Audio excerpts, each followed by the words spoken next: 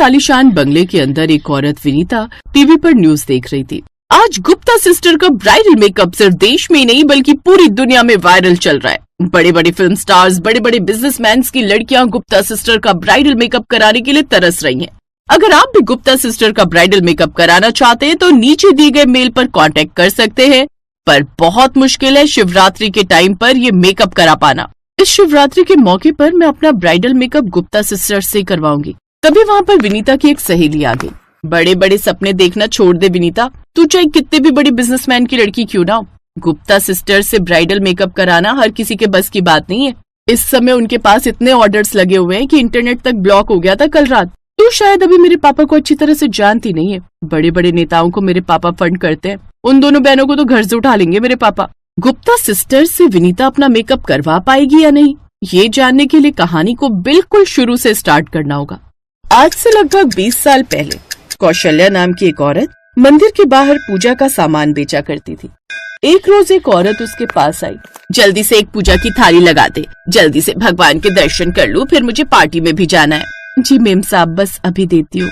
कौशल्या ने पूजा की एक थाली तैयार कर दी। मेम साहब 51 रुपए हुए आपके।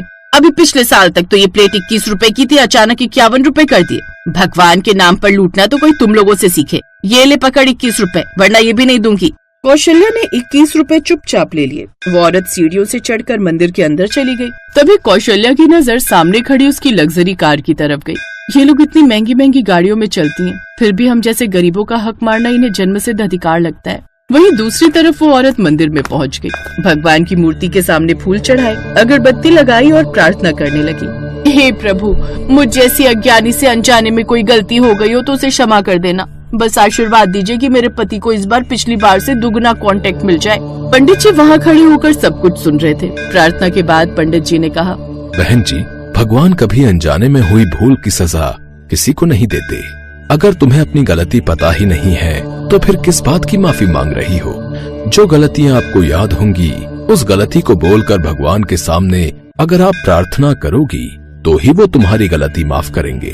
पंडित जी, मैंने अपनी जिंदगी में कभी कोई गलती नहीं की, तभी तो हम लोग इतने सफल हैं। फिर भी कोई अनजाने में गलती हो गई हो तो उसकी मैं माफी मांग रही थी और कुछ नहीं। इतना बोलकर वो औरत वहाँ से चली गई। तभी पंडित जी ने सोचा, अभी अभी बेचारी बाहर बैठी फूल वाली का दिल दुखा कर आ रही है ये औरत, और कह रही है कभी कोई गलती ही नहीं की। ऐसे दिन भर में 100 गलतियाँ कर जाती होंगी इन जैसी औरतें। खैर, दिन भर फूल माला बेचने के बाद कौशल्या अपनी झोपड़पट्टी पहुंच गई। वहाँ उसकी 2 बेटियां पायल और पूनम मोमबत्ती जलाकर पढ़ाई कर रही थीं। अरे पायल, पूनम, तुम दोनों पढ़ाई कर रही हो, लेकिन तुम दोनों तो स्कूल ही नहीं जाती। माँ, हम तीनों का एक दूसरे के अलावा कोई नहीं है, लेकिन हम चाहते हैं कि जब हम बड़े हो जाएं तब आपको कोई काम न करने दे, हमारी भी जिंदगी सुख चैन से कटे। और सिर्फ सुख चैन से ही नहीं, बल्कि हम दोनों एक दिन बहुत बड़ा नाम रोशन करना चाहते हैं आपका। जब आप फूल बेचने जाती हो तब हम पास के सरकारी स्कूल में खिड़कियों से झांक झांक कर पढ़ते हैं और फिर घर आकर पढ़ लेते हैं।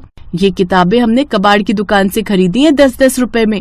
उनकी बातें सुनकर कौशल्या को अपनी दोनों बेटियों पर बहुत गर्व हुआ, क्योंकि वो अभी महज 10 साल की थीं। अगर इनके पिताजी जिंदा होते तो हमारी बेटियां भी पढ़ पाती। कौशल्या बड़ी मुश्किल से अपनी बच्चियों के लिए 2 वक्त की रोटी जुटा पाती थी। ऐसे ही दिन बीत रहे थे। फिर एक दिन कौशल्या के पास पंडित जी आए। कैसी हो बहन, कोई तकलीफ तो नहीं है? नहीं पंडित जी, मैं बिल्कुल ठीक हूँ। सब आपका और ऊपर वाले का आशीर्वाद है। अरे मेरा इसमें क्या है, जो भी करता है ऊपर वाला ही करता है। वैसे मैं आपसे ये कहने आया था कि जो इस मंदिर के ट्रस्टी हैं उनकी बेटी की कल शादी है। आप अपनी दोनों बेटियों के साथ आमंत्रित हैं। ठीक है पंडित जी, आपने कहा है तो हम जरूर आएंगे। अगले दिन कौशल्या अपनी दोनों बेटियों को साधारण से कपड़े पहनाकर शादी में पहुंच गई। कौशल्या ने एक बहुत ही खूबसूरत फूलों का गुलदस्ता बनाया था और अपनी बेटियों से कहा, पायल, पूनम, चलो स्टेज पर चलते हैं और ये गुलदस्ता दुल्हा दुल्हन को दे देते हैं। देखो ओबरॉय साहब की बेटी कितनी सुंदर लग रही है दुल्हन के लिबास में। हाँ माँ, इनका चेहरा तो बिल्कुल हीरोइन जैसा लग रहा है। पायल, ये असली में ऐसी नहीं दिखती, ये सब तो ब्राइडल मेकअप का कमाल है। कल हमने पढ़ा था ना मेकअप के बारे में।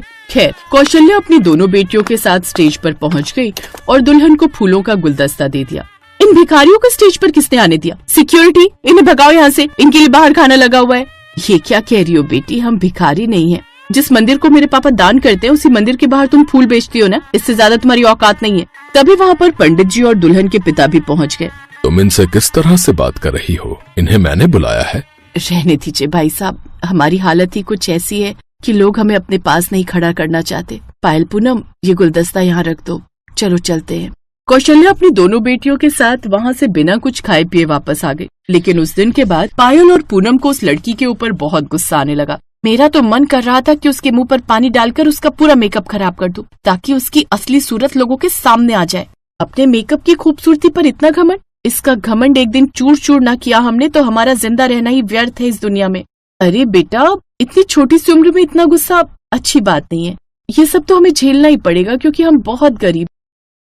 तो इसी तरह से समय बीत रहा था और उसकी दोनों बेटियां जवान हो गई। अब उनकी दोनों बेटियां घर के बाहर फूलों का गुलदस्ता बनाकर भी बेचने लगी थी, जिससे उनकी कमाई थोड़ी बढ़ गई थी।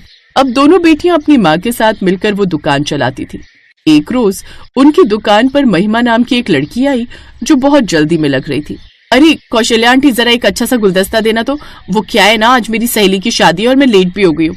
ये गुलदस्ता दे दूंगी तो वो खुश हो जाएगी। मुझे उसका मेकअप करने जाना है। महिमा, मेकअप भी दूसरों से कराते हैं क्या?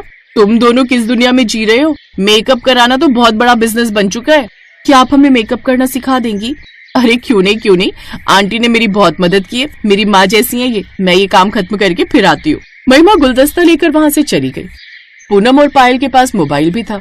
जिस तरह बचपन में उन्होंने स्कूल से पढ़ाई की थी, अब मोबाइल पर भी पढ़ाई लिखाई करने लगी थी। कहने को तो वो दोनों अनपढ़ थी, लेकिन उन्हें सब कुछ आता था। इंटरनेट की पूरी दुनिया उन्होंने अच्छी तरह से पढ़ ली थी इतनी कम उम्र में। अगले दिन महिमा आ गई। आंटी, आप थोड़ी देर दुकान संभालिए, मैं इन दोनों को मेकअप करना सिखाती हूँ। ठीक है बेटा।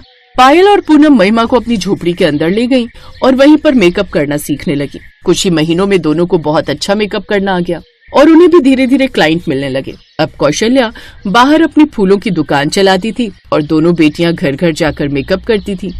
फिर एक रात, पूनम, अगर इस दुनिया में सबसे बड़ा बनना है तो सबसे अलग करना होगा। बड़े बड़े मेकअप आर्टिस्ट तो बहुत हैं इस दुनिया में, लेकिन हमें ये सोचना है कि उसमें हम क्या अलग कर सकते हैं। मैंने सोच लिया है, हम लोग अलग अलग टाइप के ब्राइडल मेकअप लोगों को देंगे।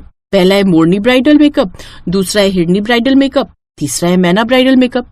ऐसे ही बहुत सारे खूबसूरत खूबसूरत पक्षियों के नाम पर ढेर सारे ब्राइडल मेकअप हम लोग तैयार करेंगे। और हर मेकअप कैसा होगा वो तुझे नाम से पता चल ही रहा होगा। जैसे मोरनी वाले मेकअप में हम पूरा लुक मोरनी वाला देंगे। अरे वाह पूनम, क्या आइडिया है तेरे दिमाग में। ऐसा आज तक किसी भी मेकअप आर्टिस्ट ने नहीं किया होगा। ऐसा करते हैं, इन सभी टाइप्स के मेकअप की एक फाइल बना लेते हैं और इंटरनेट पर अपलोड कर देते हैं।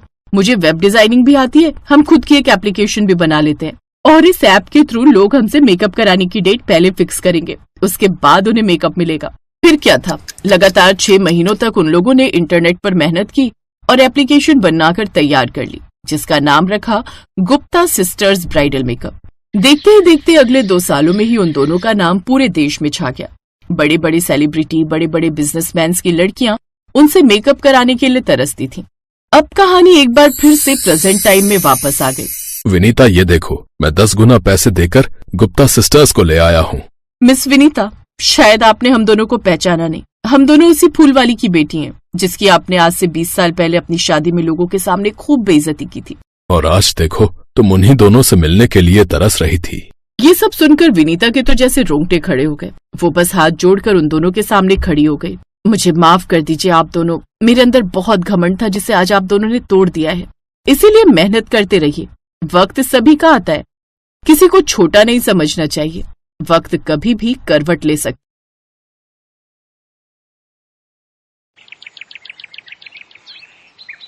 रुद्रपुर शहर में सुनीता अपनी 5 बेटियों के साथ गरीबी की जिंदगी जी रही थी। उसका पति शराबी और जुआरी था जो सारा दिन नशे में चूर रहता था। उसे अपने परिवार की कोई चिंता नहीं थी। सुनीता किसी तरह अपने खेत में सब्जियां उगाकर उन्हें बाजार में बेचा करती थी, जिससे थोड़ी बहुत रोजी रोटी कमा पाती थी। एक रोज जब वो सब्जियां बेचकर घर आती है तो उसकी बड़ी बेटी सलोनी उससे कहती है, माँ, आ गई तुम? थक गई होगी ना, चलो हाथ धो लो, मैं खाना लगा देती हूँ। तभी उसका पति मोहन वहां शराब के नशे में चूर होकर आता है और उससे पैसे छीनने की कोशिश करता है। ला इधर दे पैसे, मैं कहता हूँ सारे पैसे इधर ला। एक तो सारा दिन शराब पीकर पड़े रहते हो, अपने परिवार के बारे में जरा भी ख्याल नहीं है तुम्हें। ऊपर से जो मेहनत से पैसे कमाए हैं उन्हें भी छीन लो। चुप कर तू, वो जमीन मेरे बाप की है समझे, जिस पे तू खेती करेगा, सब्जियां उगा रही है समझी। तेरे बाप ने दहेज में नहीं दी। और तू सलोनी और नेहा मेरे साथ चलो। मैं जग्गा के साथ जुए में तुम दोनों को हार गया हूं, इसलिए आज से तुम उसकी संपत्ति हो। चलो चलो मेरे साथ।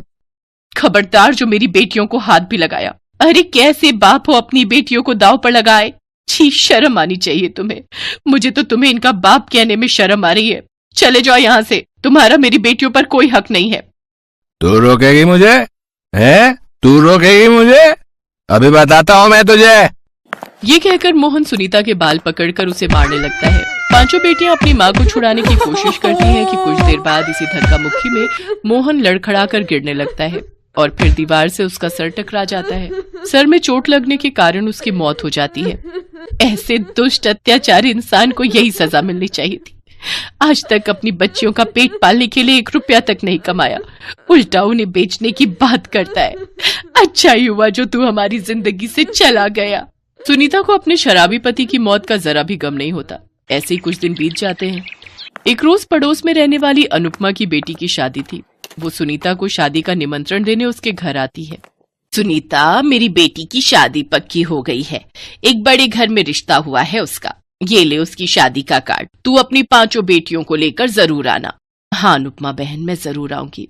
अच्छा, वैसे तुम कब कर रही हो अपनी बेटियों की शादी? क्या उन्हें घर पर ही बैठाने का इरादा है? वैसे भी तुम इन 5 की शादी करोगी कैसे? तुम्हारा पति शराबी था, उसने तो कुछ कमाया नहीं, और जो कुछ तुम कमाती हो उससे तो बड़ी मुश्किल से तुम्हारा 2 वक्त का गुजारा निकल पाता होगा।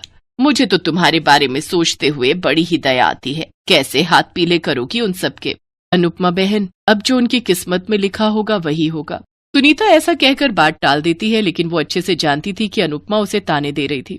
कुछ समय बीतने के बाद निधि की शादी में सुनीता अपनी 5 बेटियों के साथ पहुंचती है, जहां निधि का ब्राइडल लहंगा देखकर सभी उसके लहंगे की बहुत तारीफ करते हैं। सुनीता की तीसरी बेटी अर्चना भी निधि से कहती है, निधि तुम्हारा ब्राइडल लहंगा कितना सुंदर है। काश कि मुझे भी अपनी शादी पर इतना सुंदर लहंगा पहनने को मिले। अरे ये लहंगा तो मेरे ससुराल वालों ने फॉरेन कंट्री से मंगवाया है, जो कि बहुत ही महंगा है, और तुम जैसी गरीब लड़कियां तो सपने में भी इतना सुंदर लहंगा नहीं देख सकती। निधि, तुम्हें हमारी गरीबी का मजाक उड़ाने का कोई हक नहीं है, समझी? और हम जानते हैं कि हमारी माँ ने हमें कितनी मेहनत से पाल पोस कर बड़ा किया है। वो हमारे लिए जो भी करेंगी वो हमें अच्छा ही लगेगा। वो 5 बहनें बहुत ही समझदार थी। वो अपनी माँ की हालत जानती थी, इसलिए वो किसी भी चीज की फरमाइश नहीं करती थी। एक रोज सुनीता की तबीयत थोड़ी खराब थी तो उसकी मंझली बेटी रेखा उससे कहती है, माँ आज तुम काम पर मत जाओ, तुम्हारी तबीयत ठीक नहीं है। आज आपकी जगह मैं सब्जियां बेचने चली जाती हूँ। लेकिन बेटी तू कैसे? वो ठीक कह रही है माँ, और मैं घर का सारा काम करूंगी और अर्चना और छोटी आपकी सेवा करेंगी। इस तरह 5 अपना काम बांट लेती हैं। उधर रेखा सब्जियां बेचने चली जाती है, जहां उसके ठेले पर एक औरत उर्मिला आती है और रेखा से कहती है, बेटा मुझे सभी सब्जियां 1-1 किलो बांध दो। अच्छा, वैसे क्या नाम है तुम्हारा? यहाँ नई लगती हो। जी मेरा नाम रेखा है और मैं सुनीता जी की बेटी हूँ। आज माँ की तबीयत खराब थी इसलिए मैं आई हूँ। अच्छा, तुम सुनीता की बेटी हो। तुम्हारी माँ बहुत मेहनती है और तुम भी बहुत सुंदर और गुणी हो। वैसे तुम्हारा घर कहाँ है? मैं सुनीता से मिलकर उसका हालचाल जानना चाहती हूँ। रेखा उसे अपने घर ले जाती है, जहाँ उर्मिला देखती है कि उसकी 5 बेटियां हैं और 5 ही बहुत सुंदर हैं। सुनीता, तुम्हारी 5 बेटियां कितनी सुंदर और गुणवान हैं। मुझे अपने 5 बेटों के लिए ऐसी ही लड़कियां चाहिए थी। अगर तुम्हें ऐतराज ना हो तो क्या तुम मेरे बेटों से अपनी बेटियों की शादी करवाओगी? ये तो मेरी बेटियों का सौभाग्य होगा मैडम, लेकिन आप तो जानती हैं मेरी इतनी हैसियत नहीं कि मैं आपसे रिश्ता जोड़ सकूं। उन सब की चिंता तुम मत करो, मैं दहेज के एकदम खिलाफ हूँ। तुम बस अपनी 5 बेटियों को शादी के जोड़े में विदा कर देना, वही मेरे लिए काफी है। सुनीता ये जानकर बहुत खुश थी कि उसके तो मानो भाग ही खुल गए हो, जो एक साथ 5 लड़कियों का रिश्ता खुद चलकर उनके घर आया। लेकिन उसे अब चिंता थी तो 5 की शादी के जोड़े की। हे भगवान, मेरे पास तो इतने भी पैसे नहीं है कि मैं अपनी 5 बेटियों को शादी का जोड़ा दिला सकूं। तभी उसकी बेटी सलोनी वहां आती है और अपनी माँ से कहती है, माँ आपको चिंता करने की कोई जरूरत नहीं है। ये देखिए, हमने पुरानी साड़ियों से और कतरन से 5 ब्राइडल लहंगे बनाकर तैयार किए हैं। क्या सचमुच? ये तो बहुत ही सुंदर है, उस निधि के ब्राइडल लहंगे से भी कहीं ज्यादा। लेकिन तुम 5 ने सिलाई कब सीखी? जब आप सब्जी बेचने जाती थी, हमने सिलाई सीखकर ये लहंगे सिले हैं। फिर पांचों अपनी शादी पर वो ब्राइडल लहंगे पहनती हैं, जिनमें वो पांचों बहुत ही खूबसूरत लग रही थी। उन पांचों की शादी एक बड़े घर में हो जाती है। वो पांचों अब अपनी माँ को भी अपने साथ अपने ससुराल में ही रखती हैं और अपनी सास और माँ की खूब सेवा करती हैं। Best buddies. Hello friends, Thanks for watching this video. अगर आपको ये वीडियो पसंद आया है तो प्लीज लाइक, सब्सक्राइब, कमेंट्स करें इस वीडियो पर और हाँ, शेयर करना भी ना भूलें। और भी मजेदार वीडियो देखने के लिए नीचे दिए गए बेल आइकॉन को दबाएं। देखते रहिए बेस्ट बडीज।